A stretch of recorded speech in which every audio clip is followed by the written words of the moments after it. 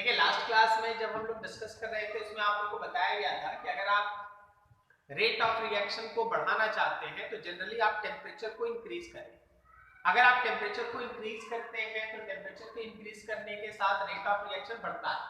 लेकिन इस कॉन्सेप्ट के पीछे का लॉजिक क्या था, तो that is from collision theory. Collision theory क्या है वो तुमको ये बता रहा था कि रिएक्टिंग मॉलिक्यूल्स आपस में कोलाइड करता है और कोलिजन करने के बाद जितना भी कोलिजन रिएक्टेंट मॉलिक्यूल्स के बीच होता है उसमें से कुछ कोलिजन्स इफेक्टिव कोलिजन में काउंट होता है और वैसा ही इफेक्टिव कोलिजन प्रोडक्ट में कन्वर्ट होता है। सर अब कोलिजन इफेक्टिव कौन होता है? तो ऐसा कोई भी कोलिजन जिसमें एनर्जी एक सर्टेन वैल्यू से थोड़ा ज्यादा हो रिएक्टेंट्स के पास और उनका ओरिएंटेशन भी प्रॉपर हो कि जब पुराना बॉन्ड टूट के नया बॉन्ड बने तो वो नए तरह के प्रोडक्ट का फॉर्मेशन कर सके। सच टाइप ऑफ कोलिजन जिसमें एनर्जी का फैक्टर और ओरिएंटेशन फैक्टर दोनों सेटिस्फाई करता है वैसा कोलिजन इफेक्टिव कोलिजन कहलाता है। अगर किसी कंटेनर में 100 कोलिजन हो रहा है उसमें से 30 कोलिजन इफेक्टिव है तो प्रोडक्ट आपको 30 का ही मिलेगा, 100 का नहीं मिलेगा। अब इसमें होता क्या है कि जब आप टेम्परेचर को जनरली इंक्रीज करते हैं तो जो मॉलिक्यूल पहले कम एनर्जी का था उनके अंदर एनर्जी बढ़ता है। एनर्जी बढ़ने से उनका कोलिजन का इफेक्टिव होने का चांसेस इंक्रीज कर जाता है। तो जैसे पहले 100 में से 30 मॉलिक्यूल का कोलिजन इफेक्टिव था तो अब हो सकता है 100 में से 50 मॉलिक्यूल का कोलिजन इफेक्टिव होने लगे, तो रेट ऑफ रिएक्शन भी इंक्रीज करता है बिकॉज नंबर ऑफ प्रोडक्ट्स बढ़ जाता है। ये तो था थ्योरेटिकली भी कि अगर आप टेम्परेचर को इंक्रीज करते हैं तो क्या होगा। अब जरा इसी चीज को मैथमेटिकली आपके सामने एक्सप्लेन किए थे सबसे पहले आर्हीनियस साइंटिस्ट थे। वो बताया कि ठीक है भाई आप देख लिए हैं कि टेम्परेचर के बढ़ने से रेट ऑफ रिएक्शन बढ़ता है, लेकिन रेट ऑफ रिएक्शन के बढ़ने के पीछे का लॉजिक है कि रेट कांस्टेंट बढ़ता है। रेट कांस्टेंट के रेट कांस्टेंट पे टेम्परेचर के चेंज का क्या इफेक्ट पड़ता है, इसी को हम लोग है ना आर्हीनियस के इक्वेशन में मैथमेटिकली देखेंगे। Starting with some mathematical analysis. देखो जरा ध्यान से,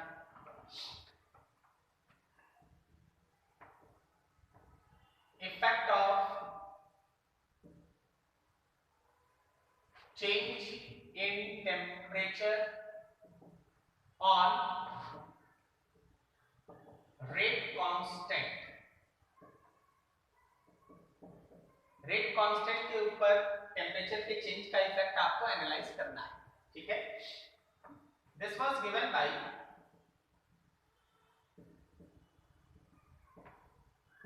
Arrhenius.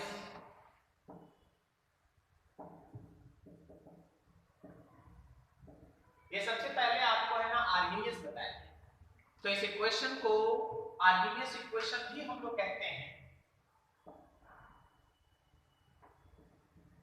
Arrhenius equation, Arrhenius equation आपको क्या बताता है कि that rate constant will be equals to some constant exponent पे power minus activation energy by RT, k equals to a e पे power minus ea by RT.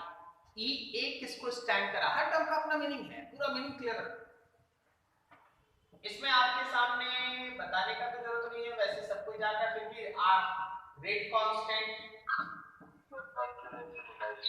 Rate constant ए कहलाता है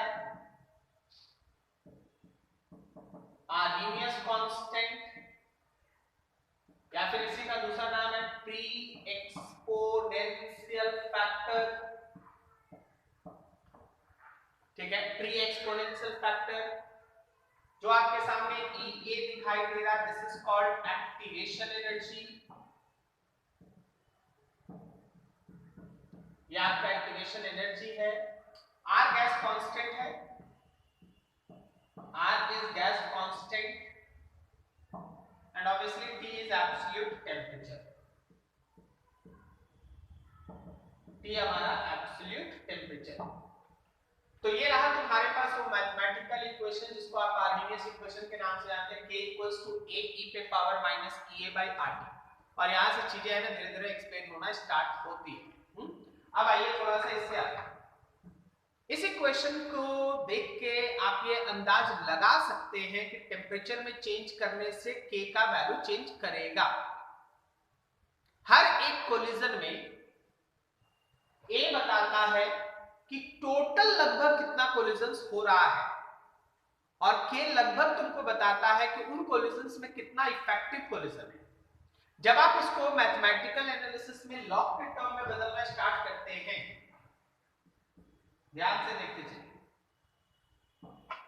taking log both sides, दोनों तरफ log ले लो। और एक चीज सुन लो, इस केमिकल काइनेटिक्स का ये जो अभी नया अभी जो आप डिस्कस कर रहे हैं, इस सबसे ज्यादा फेवरेट टॉपिक है कॉम्पिटिटिव पॉइंट ऑफ व्यू से, एज वेल एज आप एनसीईआरटी देखिएगा ना तो लास्ट का जो सेक्शन है, लास्ट में लगातार इसी के ऊपर सारा क्वेश्चन है।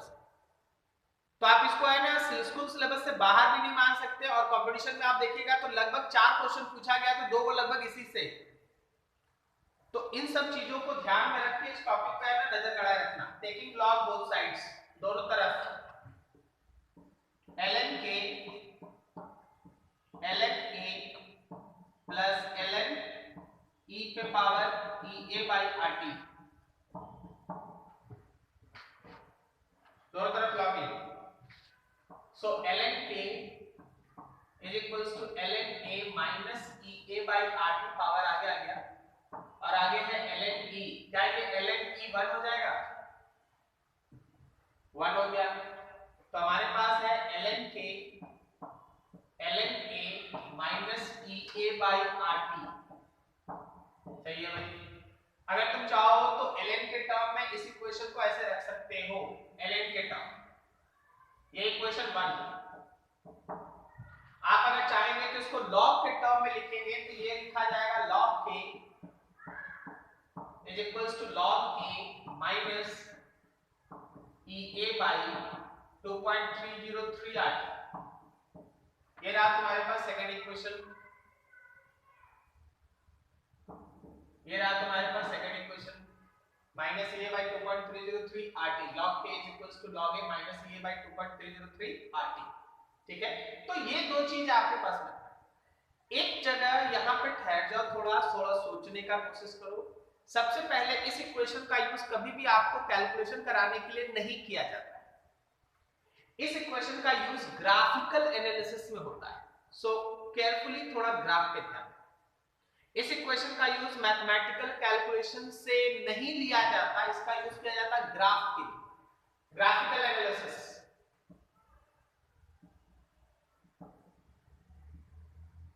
ग्राफिकल एनालिसिस समझो, इधर वाला है y एक्सिस, ये है y इंटरसेप्ट c, 1/t है x। तो आपके पास दो ग्राफ हम बनाए, एक ग्राफ में ln k और 1/t होगा,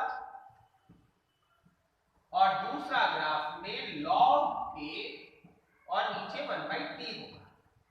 क्या आप दोनों ग्राफ का y इंटरसेप्ट, इस पे सब कोई नजर डालो, इस पे सब कोई नजर डालो, y equals to c plus mx, क्या c की जगह पे ln a है? बताओ बताओ, स्लोप पॉजिटिव है या नेगेटिव? नेगेटिव। तो स्ट्रेट लाइन में ये नेगेटिव स्लोप के साथ ऐसा इधर आया, इस नेगेटिव स्लोप का वैल्यू कितना है? तो स्लोप का वैल्यू है EA बाई R, क्योंकि ये ln का कर्व था तो EA बाई R स्लोप का वैल्यू। लेकिन जब इसी चीज को आप लॉग में ले जाते हैं, तो लॉग में ये ग्राफ बाय नेचर वैसे ही है, इंटरसेप्ट ऑफ लॉग A है और स्लोप है हमारा EA by 2.303 R, EA by 2.303 R। ये तुम्हारे पास है ग्राफिकल एनालिसिस। कोई अगर मान लो जैसे तुम्हारे पास कोई एक क्वेश्चन कुछ ऐसा रहे कि देखो जी हम लोगों के पास दो ग्राफ है, एक एग्जांपल देखिए और समझिए। मान लीजिए आपके पास log k और 1/t का एक ग्राफ है और ये ग्राफ 3 है, 1 2 3। तो क्या आप इन तीनों ही रिएक्शन में एनर्जी ऑफ एक्टिवेशन को इंक्रीजिंग या डिक्रीजिंग ऑर्डर में अरेंज कर सकते हैं? स्लोप EA, ऊपर में EA है, मतलब जिसका स्लोप जितना ज्यादा है उसका एक्टिवेशन एनर्जी उतना ही ज्यादा है। क्या मेरी आवाज आ रही है आप तक? Yes sir. जिसका स्लोप जितना ज्यादा है एक्टिवेशन एनर्जी उतना ही ज्यादा है। तो आप अगर इस ग्राफ को केयरफुली देख पा रहे हैं तो क्या थर्ड का स्लोप सबसे ज्यादा है, उससे कम 2, उससे कम 1? तो याद रखना इस रिएक्शन के दौरान एनर्जी ऑफ एक्टिवेशन जो थर्ड का होगा 2 और 1 से ज्यादा है। This is for activation energy, activation energy, activation. तो ऐसा ऐसा जो ऑब्जेक्टिव्स रहेगा ना, उन सबका आंसर आप यहां इस ग्राफिकल एनालिसिस से निकाल सकते हैं।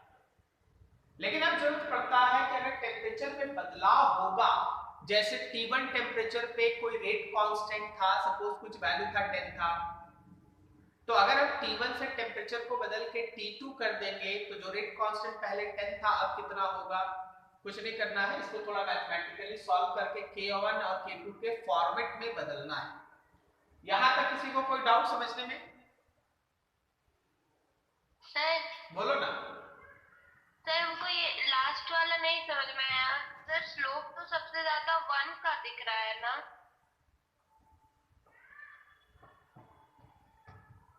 देखो ये एक पोजीशन है मेरे हाथ का और फिर ये एक पोजीशन है, किसका ज्यादा एंगल है स्लोप का?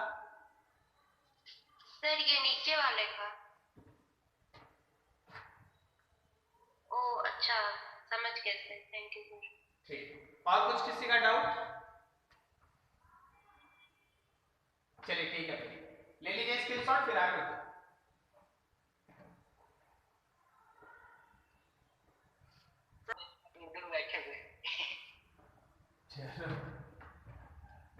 चलिए आगे कैलकुलेशन के लिए हम लोग थोड़ा इस पर काम फ्रॉम इक्वेशन 2। देखिए इक्वेशन 2 क्या था?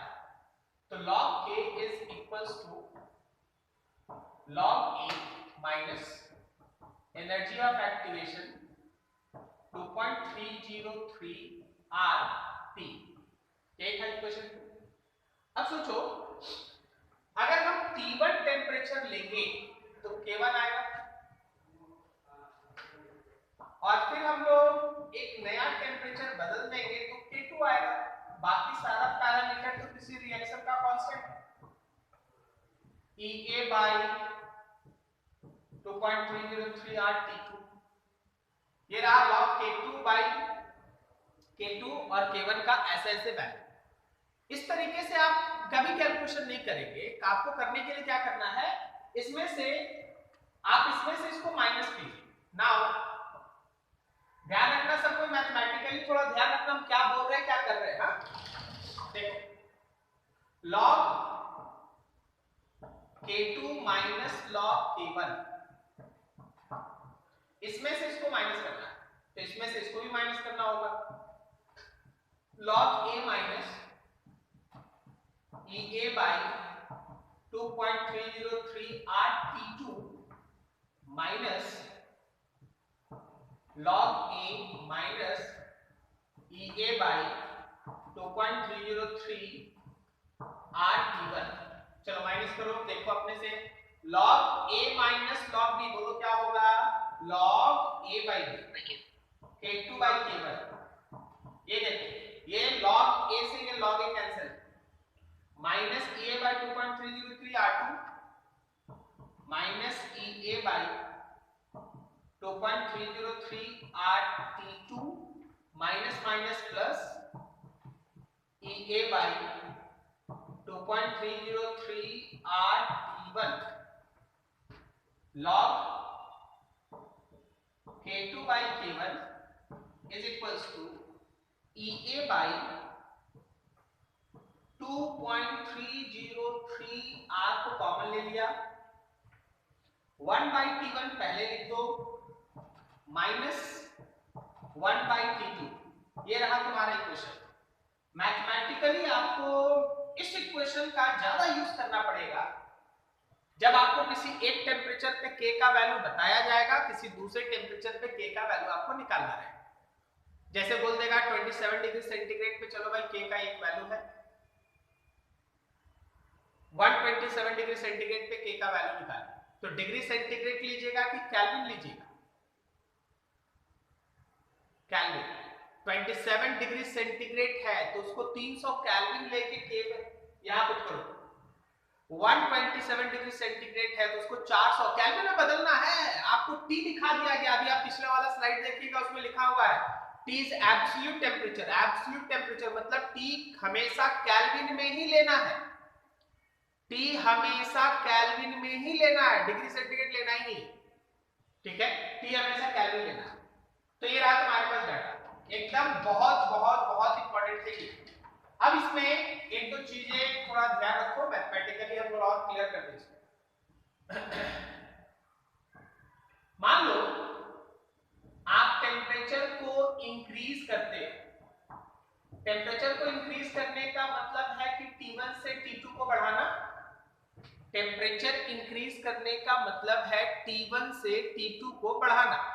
जब आप T1 से T2 को बढ़ाओगे तो जब इसका रेसिप्रोकल लोगे तब तो ये उल्टा हो जाएगा ना, 1 बाई T1 बड़ा हो जाएगा 1 बाई T2 से। याद देखिए 1 by T1 minus 1 by T2 है, 1 by T1 minus 1 by T2। सोच के बताओ सब कोई, अगर 1 बाई T1 बड़ा है 1 बाई T2 छोटा है तो 1 बाई T1 बड़ा में से छोटे वाले को माइनस करेंगे तो ये पॉजिटिव टर्म आएगा ना? यस सर, पॉजिटिव आएगा। पॉजिटिव आएगा। इसका मतलब ये है कि जो हमारा log K2 by K1 आया है वो पॉजिटिव है। अब देखिए हम एक तो लॉजिक पे बात करते हैं, ये आपको बहुत जरूरी है जानना। log 1 का वैल्यू कितना होता है? 0। log 1 का वैल्यू होता है 0। 1 0 है। अगर कोई चीज log में किसी चीज का मतलब कोई एक डाटा दिया है, उसका वैल्यू है ना पॉजिटिव आ रहा है, K2 by K1 log K2 by K1 positive आ रहा है, तो ये तभी पॉसिबल है जब K2 by K1 1 से बड़ा हो। क्या बोलते हो? Yes sir. इसका मतलब K2 is greater than K1,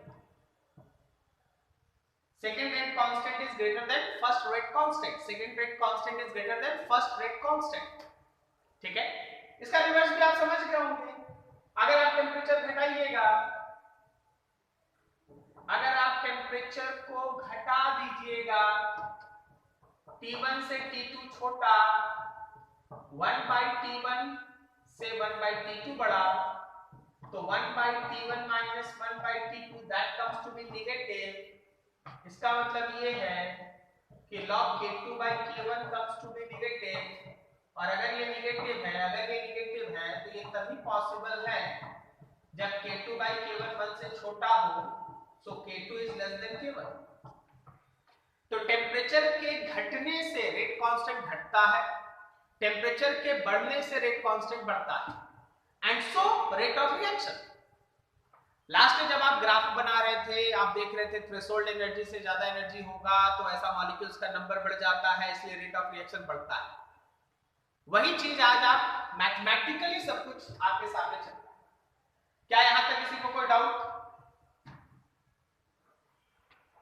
क्या यहां तक किसी को कोई doubt?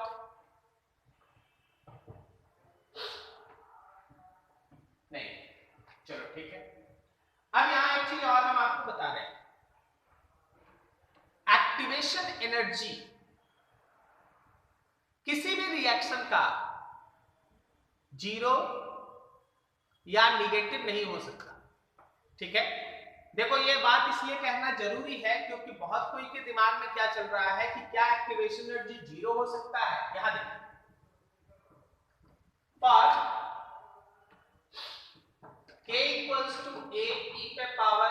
Minus EA by RT। देखो होता है, होता है अगर तुम्हारा एक्टिवेशन एनर्जी 0 हो जाए तो क्या मेरा K equals to A e पे पावर 0 आएगा? इसका मतलब K and A are equal. Sir K और A बराबर हो गए, इसमें दिक्कत क्या है? K और A बराबर नहीं हो सकता क्या? नहीं हो सकता।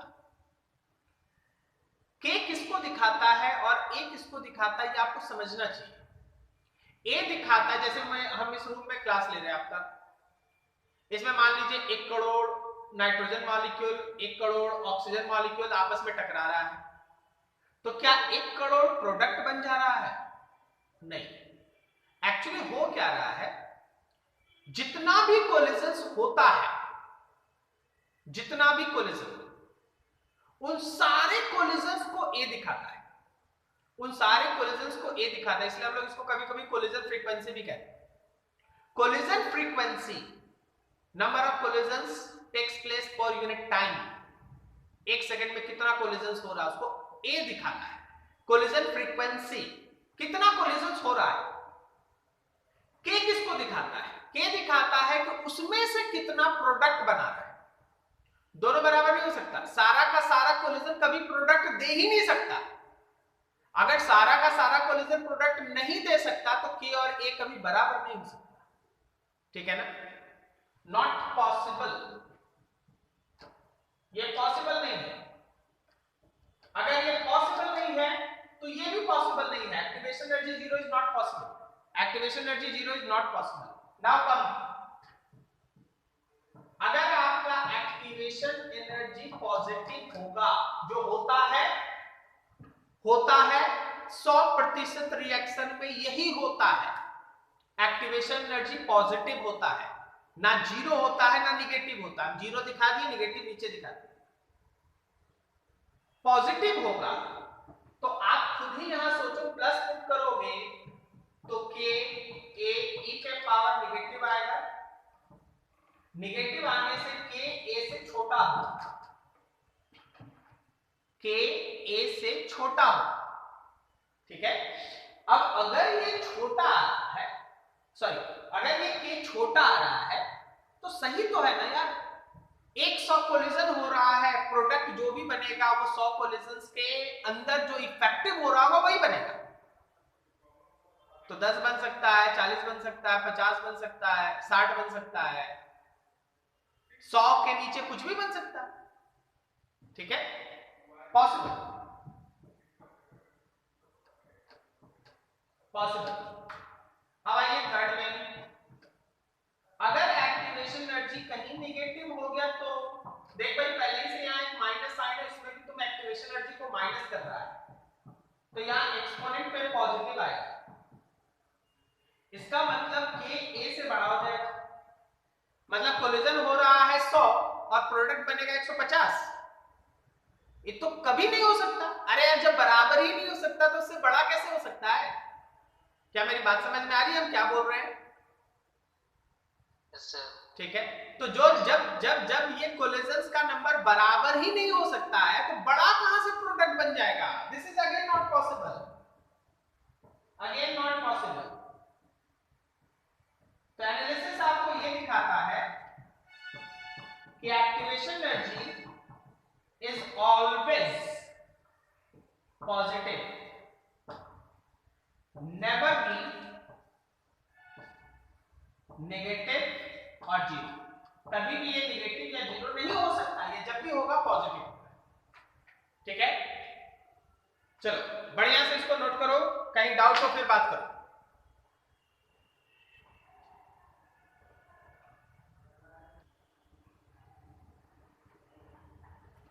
देखिए ये 2 क्वेश्चन आपके लिए है तो आपको बनाने के लिए दिया गया था। चलिए दोनों क्वेश्चन एक एक करके हम लोग देखते हैं। पहला फर्स्ट क्वेश्चन में लिखा है rate constant for the reaction A changes to B log K equals to 16 minus 11200 by T। आपको एक्टिवेशन एनर्जी निकालना है। आप बस इसके साथ है ना इसका स्टैंडर्ड जो इक्वेशन इस फॉर्मेट में है वो इसके बगल में लिख लीजिए, कंपैरिजन कीजिए, आपको एक्टिवेशन एनर्जी मिल जाएगा। जरा गौर करें, क्या इसी फॉर्मेट में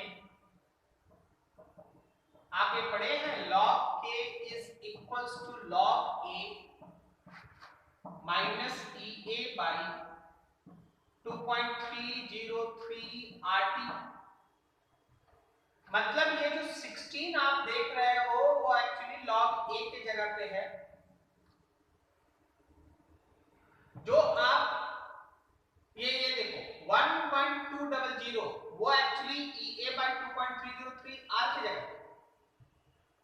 जैसे कि आप दोनों को कंपेयर करते हैं आपको मिलेगा 11200 के साथ EA बाई 2.303 R, बस हो गया।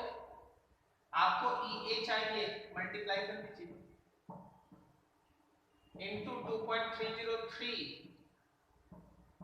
R का वैल्यू 8.31, मल्टीप्लाई कर लो जो है वही आंसर। समझ में आया क्या? ठीक है, चलिए कर लीजिएगा। अब ये देखिए लिखा है अगला question, activation energy for the reaction A changes to B is about 180 kilojoule पर मोल, मतलब एक्टिवेशन एनर्जी तुमको दे दिया। By what fraction the rate will increase if temperature increases from 27 to 37? तो इसी के लिए आपके सामने एक इक्वेशन दिया गया है।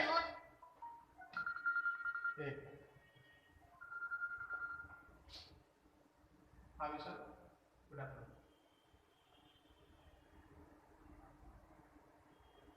विशाल अभी बैच में है, हम तो 6:30 कॉल करते हैं।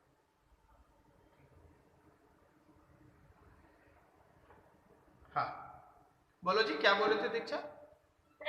सर वो 16 आप क्यों नहीं यूज किए? अच्छा, इसका यूज करके हमको A थोड़ी ना निकालना, अगर A पूछता तो हम 16 का यूज करते। अच्छा यस सर। अगर बोलता कि प्री एक्सपोनेंशियल फैक्टर निकालिए, आर्हिनियस कांस्टेंट निकालिए, ठीक है, इस तरह का बात पूछता तो हम लोग है ना 16 को यूज करते।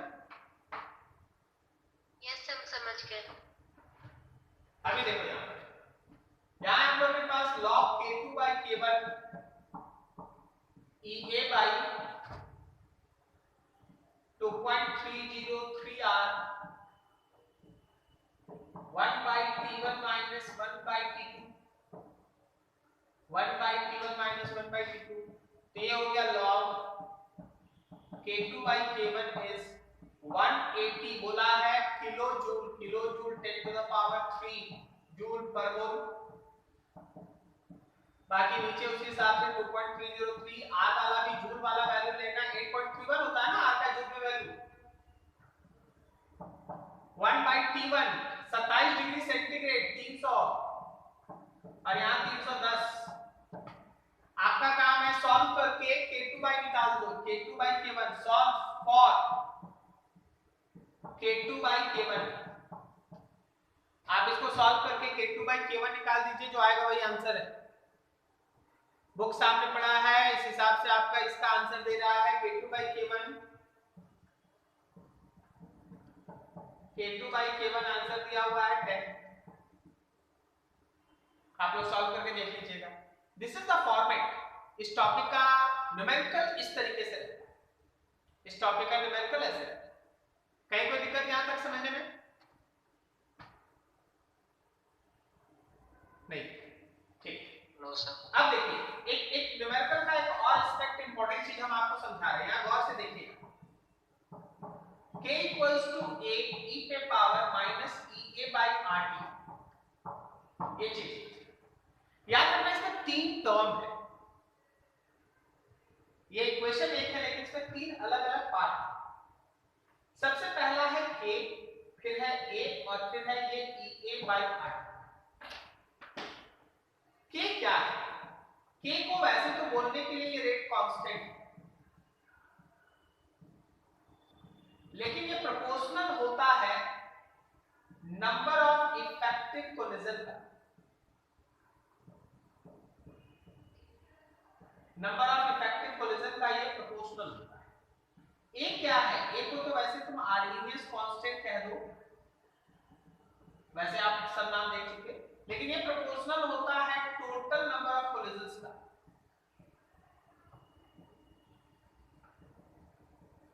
टोटल नंबर ऑफ कोलिजन्स का e पे power minus EA by RT क्या है? e पे power minus EA by RT क्या है? आपको पता है एक्सपोनेंट टर्म्स हमेशा डायमेंशनलेस होता है। हाँ यस सर। तो इसका मतलब अगर हमको ये निकालना है तो हमको k बाई a निकालना है। Yes sir. k by a का मतलब ऊपर से दो लाइन निकालो तो तुमको समझ में आ रहा है। इफेक्टिव कोलिजन का फ्रैक्शन निकालना है। देखो ऊपर है नंबर ऑफ इफेक्टिव कोलिजन्स और नीचे है total number of collisions, that fraction of collision which is effective. क्या समझ में आया?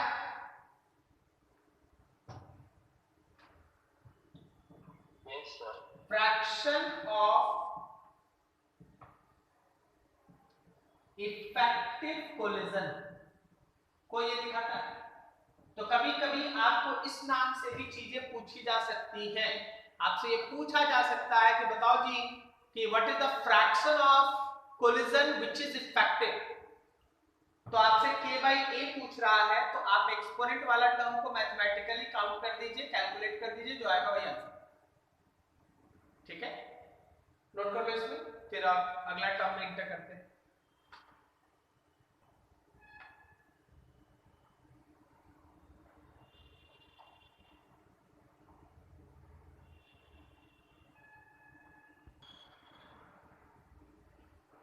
देखो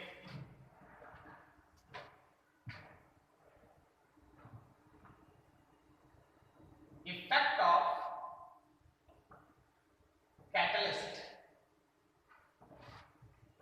ऑन रेट। देखो एक थ्योरी और एक उसका मैथमेटिकल सपोर्ट, दो चीज। थ्योरी में ये कहता है, जैसे मान ले हम लोग के पास कोई एक रिएक्शन हो रहा है, इस पे आप एनर्जी को दिखा रहे हो, यहां पे प्रोग्रेस को दिखा रहे हो। ठीक है,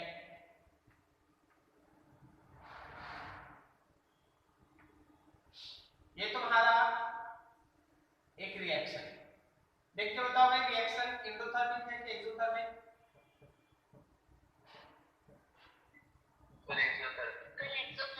एक्सोथर्मिक, वेरी गुड। और ये है इसका एक्टिवेशन एनर्जी, करेक्ट ना? Yes sir. ठीक। अब होता क्या है ना, जैसे ही आप कोई कैटलिस्ट यूज करते हैं, रिएक्टेंट अपने आप को जो प्रोडक्ट में बदल रहा था वो एक नए पाथ को फॉलो करता है, एक ऐसे पाथ को फॉलो करता है जिसमें एक्टिवेशन एनर्जी का जरूरत कम हो। मतलब अगर आप कैटलिस्ट इसमें डाल देंगे तो कैटलिस्ट डालने के बाद ये इस तरह का पाथ फॉलो करेगा। This is catalysed. रिएक्शन में कैटलिस्ट आप यूज करेंगे, एक्टिवेशन एनर्जी घट जाएगा। मान लो डैश, बिना कैटलिस्ट में ज्यादा एक्टिवेशन एनर्जी चाहिए होता है, अनकैटलाइज्ड। कैटलिस्ट डालने के बाद कम एक्टिवेशन एनर्जी चाहिए होता है। तो जनरल भाषा में बोला जाए कि कम एक्टिवेशन एनर्जी चाहिए तो रिएक्शन तेजी से होने लगता है, ये जनरल भाषा है। लेकिन मैथमेटिकल सपोर्ट कहां से आता है? यहां से, जो अभी आप लिखे। हम लोग अभी पढ़ चुके हैं कि k is equals to a e पे power minus EA by RT।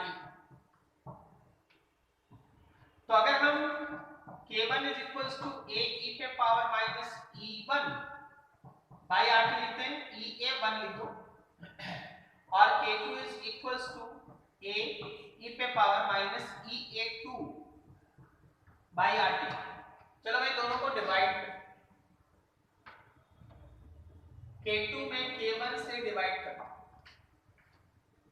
तो a e पे power minus EA2 by RT, नीचे ए ई पे power minus E A 1 by R T, A cancel, आप इसको लिख सकते हो k2 by k1 is equals to E पे power minus E A 2 by R T और plus E A 1 by R T. आप लिख सकते हो k2 बाई k1 इज ई पे पावर, देखो ऊपर से 1 बाई आर टी को कॉमन ले लो तो ई A 1 positive E A 2 negative. देखो जी ठीक से लिखे,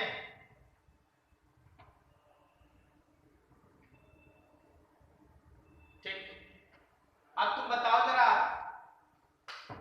energy of activation 1, energy of activation 2, कौन बड़ा? 1 बड़ा। एनर्जी ऑफ एक्टिवेशन 1 बड़ा है, 2 छोटा है। अगर 1 बड़ा है, अगर 1 बड़ा है 2 छोटा है तो ये पॉजिटिव आएगा। पॉजिटिव आने का मतलब है k2 बाई k1, ठीक है ना, e पे power positive k2 by k1 greater than, so k2 is greater than k1। जैसे ही आप कैटलिस्ट डालते हैं एनर्जी ऑफ एक्टिवेशन घट जाता है और एनर्जी ऑफ एक्टिवेशन घटने की वजह से रेट कांस्टेंट बढ़ता है, रेट ऑफ रिएक्शन बढ़ जाता है। क्या मेरी बात समझ में आ रही है सबको? Yes sir. ठीक है, तो ये सब 3-4 चीज है जो एकदम एक दूसरे के साथ मिला जुला है, इसको एकदम मैंने मिस नहीं करना है, सबको ध्यान रखना है। चलो इसको भी नोट कर लो बढ़िया से फटाफट।